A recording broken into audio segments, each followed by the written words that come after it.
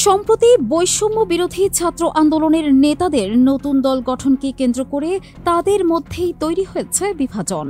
সামাজিক যোগাযোগ মাধ্যমে একে অপরের বিরুদ্ধে দিচ্ছে পোস্ট, এমনকি তাদের মধ্যে চলা কথোপকথনের স্ক্রিনশট প্রকাশ করে দিচ্ছে কেউ কেউ। সম্প্রতি এ বিষয়ে কথা বলেছেন পিনাকি ভট্টাচার্য। এই প্রসঙ্গে কথা বলতে গিয়ে তিনি শাহরিয়ার কবিরের সাথে তার এই স্মৃতিচারণ উল্লেখ করেছেন। কি বলেছেন পিনাকি ভট্টাচার্য, সেটি থাকছে আজকে আমাদের এই আয়োজনে। রাজনৈতিক অঙ্গনের নানান ইতিহাস ও তথ্য পেতে আমাদের চ্যানেলটি সাবস্ক্রাইব করে বেল বাটনটি প্রেস করে রাখুন। পিনাকি ভট্টাচার্য তার ফেসবুকে লিখেন, জানাক যেভাবে পরস্পরের দিকে কাদা ছোড়াছুড়ি করলো এটা খুবই হতাশাজনক। অনার কোড বলে একটা জিনিস আছে, সেটাকে প্রথমে গ্রাউন্ডেড করে নিতে হয় রাজনীতিতে। জানাকে অনার কোড এস্টাবলিশড হয় নাই, এইটা বিপদের। 2012 সালে আমি একবার শাহরিয়ার কবিরের বাসায় গেছিলাম মহাখালীতে। উনি কিছু বোমবাস্টিং কথা বলেছিলেন, কিভাবে আগামীর মুক্তিযুদ্ধের চেতনার রাজনীতি সিকিউর করবেন সেটার স্ট্র্যাটেজি নিয়ে।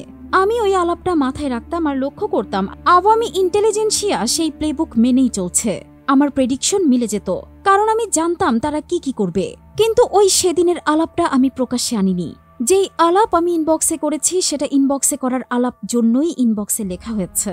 ইনবক্সের আলাপ কখনো প্রকাশ্যে আনার দরকার হতেই পারে, তাহলে সেটা দুইজনের সম্মতিতে হতে হবে।